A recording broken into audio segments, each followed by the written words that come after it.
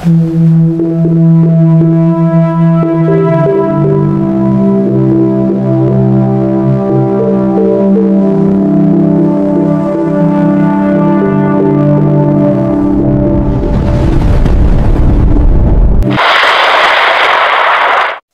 araw sa inyong lahat. Narito ang pinakabagong update tungkol sa bagyong Verbena ngayong Martes ika-25 ng Nobyembre taong 2025. Sa kasalukuyan, ang bagyong Verbena ay may patuloy na lakas na hangin na umaabot sa 45 km/h at pagbugso na hanggang 75 km/h. Ito ay gumagalaw patungong kanluran sa bilis na 25 km/h at kasalukuyang nakakaapekto sa Siquijor at Tagbilaran City na nagdudulot ng pag-ulan. Inaasahan nating magkakaroon nito ng landfall sa mga susunod na oras sa Negros Oriental at Negros Occidental. Ang mga dadaanan nitong lugar ay makakaranas ng malakas na pag-ulan bago ito tuluyang tumungo sa Palawan. Batay sa pinakabagong satellite image, posibleng maapektuhan din ng sentro ng bagyo ang katimugang bahagi ng Antique, Iloilo, at kahit na hindi direktang mahahagip ng sentro, ang mga kalapit na lugar ay makakaranas pa rin ng malakas na pag-ulan. Habang papalapit ang bagyong Verbena sa Hilagang Palawan, posibleng lalong lumakas ito at maaaring umangat ang signal number 2 sa mga susunod na oras. Nakataas ang wind signal number 1 sa mga sumusunod na lugar: Luzon, Occidental Mindoro, Oriental Mindoro, Romblon, Hilagang at gitnang bahagi ng Palawan, Araceli, Taytay, El Nido, Dumaran, Rojas, San Vicente, lungsod ng Puerto Princesa, kabilang ang Calamian, Cuyo, at Cagayancillo Islands, at mainland Masbate, Balud, Mandaon, Milagros, Kawayan, Placer, POV Corpus, Esperanza, Uson, Dimasalang, lungsod ng Masbate, Mobo, Palanas, Aroroy, Katayngan, Baleno, Visayas, Antique, Aklan, Capiz, Iloilo, Guimaras, Negros Occidental, Negros Oriental, Siquijor, Cebu, Bohol, Samar, Eastern Samar, Biliran, Leyte, at Southern Leyte. Mindanao, Dinagat Islands, Surigao del Norte, Surigao del Sur, Agusan del Norte, Agusan del Sur, Camiguin, Misamis Oriental, Hilagang bahagi ng Bukidnon, Hilagang bahagi ng Misamis Occidental, Sapang Dalaga, Calamba, Balyangao, Plaridel, Lopez Haina, lungsod ng Oroquieta, Aloran, Panaon, Jimenez, Concepcion, at hilagang bahagi ng Zamboanga del Norte, Jose Dalman, Manukan, Prez, Manuel A. Rojas, Katipunan, lungsod ng Dipolog, Polanco, Piñan, lungsod ng Dapitan, La Libertad, Sibutad, Rizal, Mutya. Lubos nating pinaghahandaan ang ating mga kababayan sa posibleng pagbaha at pagguho ng lupa dahil sa patuloy na pag-ulan. Hinihikayat ang lahat na manatiling alerto at updated sa mga bagong ulat panahon kahit na hindi kayo nasa mga nabanggit na lugar dahil posibleng magbago ang landas ng sentro ng bagyo. Sa kasalukuyan, ang patuloy na pagbuhos ng ulan ay nagpataas sa atin ng weather advisory o babala para sa malakas na pag-ulan na inaasahan nating maranasan ngayong araw mismo. Ang ganitong kalubhaan ng ulan ay bunga ng magkasamang epekto ng bagyong Verbena, bagyong Sherilyn, at ng patuloy na hangin ng amihan na patuloy na nagdudulot ng malawakang pag-ulan sa malaking bahagi ng bansa. Para sa mga sumusunod na rehiyon, inaasahan nating makakatanggap ng 50 hanggang 100 mm ng ulan, Cagayan Valley Region, Isabela, Aurora, Camarines Norte, Camarines Sur, Palawan, Batangas, Dinagat Islands, Surigao del Norte, Agusan del Norte, Surigao del Sur, Agusan del Sur, Camiguin, Misamis Oriental, Misamis Occidental, Lanao del Norte, at Bukidnon. Samantala, ang mga sumusunod na lugar ay inaasahang makakatanggap ng mas malakas sa pag-ulan na nasa hanay ng 100 hanggang 200 mm isang antas na lubhang may panganib, Quezon, Catanduanes, Albay, Sorsogon, Masbate, Northern Samar, Eastern Samar, Leyte, Biliran, Southern Leyte, Bohol, Cebu, Siquijor, Negros Oriental, Negros Occidental, Guimaras, Iloilo, Antique, Capiz, Aklan, Romblon, Oriental Mindoro, at Occidental Mindoro. Dahil sa ganitong kalubhaan ng ulan, lubos po nating pinag-iingatan ang ating mga kababayan laban sa posibleng kahihinatnan nito. Ang malalakas na pag-ulan ay maaaring magdulot ng pagbaha sa mga mababang lugar at pagguho ng lupa sa mga mabundok. Sa kabilang dako, sa kasalukuyan pa lamang ay walang nakataas na gale warning sa ating mga seaboard. Gayunpaman, hinihikayat pa rin natin ang lahat ng nais pumalaot na maging maingat ng husto. Ito ay dahil sa mataas na pag-ulan na inaasahan sa silangang bahagi ng bansa at kanluraning bahagi ng Luzon, mga kondisyong maaaring magpahirap sa paglalayag at magdulot ng panganib sa mga mangingisda at barko. Tandaan po na patuloy pa ring may mga weather system na nakakaapekto sa ating bansa, ang hanging amihan at shoreline na nagdudulot ng epekto sa Luzon, pati na rin ang bagyong Verbena na patuloy nating minomonitor para sa pinakabagong update.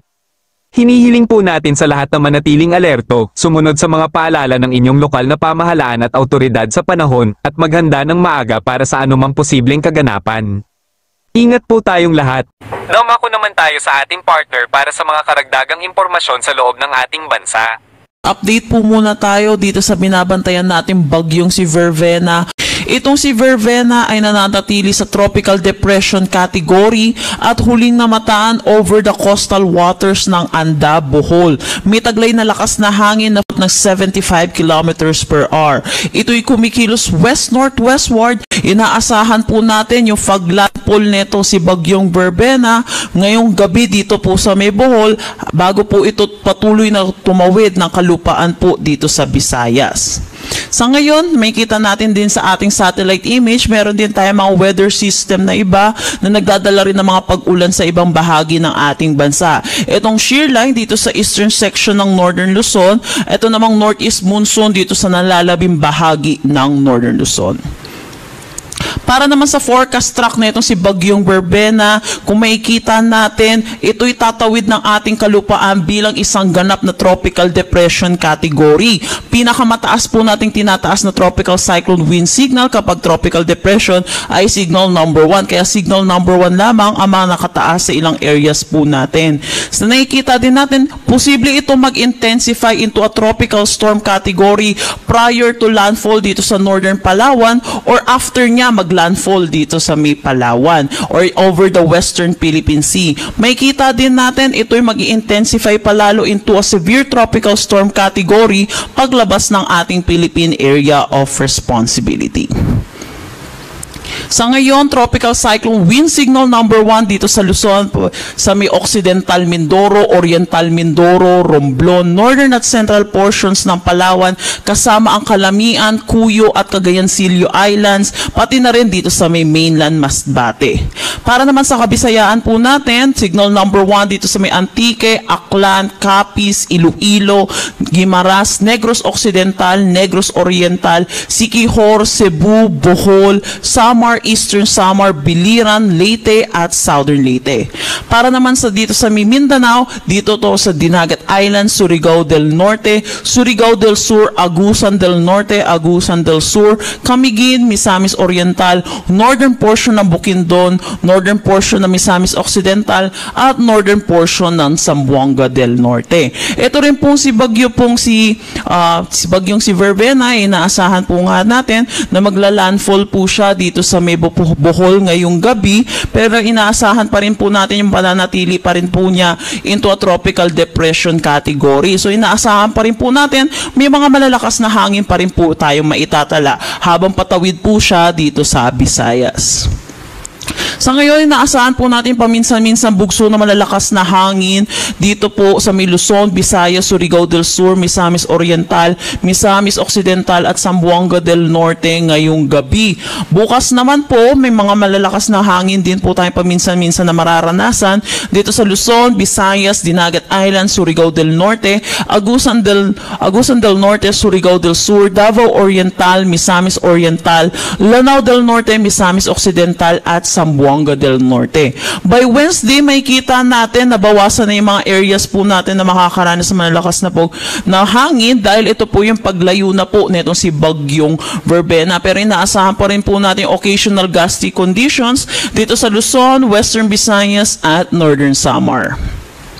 Para naman sa ulan na dala nito si bagyong Verbena, makikita natin marami tayong mga orange na areas dito po sa Visayas. Ito po dahil sa pagtawid po nito si bagyong Verbena. Ito po ay forecast po natin ngayong gabi hanggang bukas ng gabi. Lahat po ng orange po natin ay 100 to 200 millimeters of rain po ang ating inaasahan.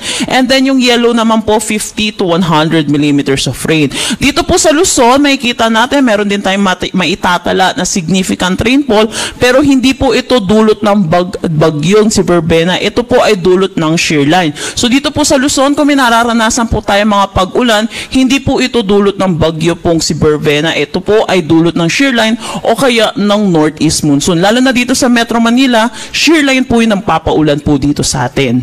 So yun po, habang palayo po, pagtawid po nito si bagyong Verbena, tumatawid po siya, nababawasan na rin po yung significant rainfall dito sa may Visayas, pati na rin sa may Mindanao, pero inaasahan pa rin natin yung 50 to 100 millimeters of rain sa malaking bahagi pa rin ng Visayas. At makikita natin, ito yung paglapit nga dito sa may Palawan, at inaasahan natin 100 to 200 millimeters of rain dito sa Occidental Mindoro, Oriental Mindoro, Palawan at Batangas. So yung mga kababayan po natin, lalo na po sa mga low-lying areas, ay posible po yung mga flash flood at mga pagguho ng lupa. So iba yung pag-iingat po at makinig po tayo sa ating mga local government units hinggil sa mga posibleng paglikas na kailangan gagawin. At yan po muna ang latest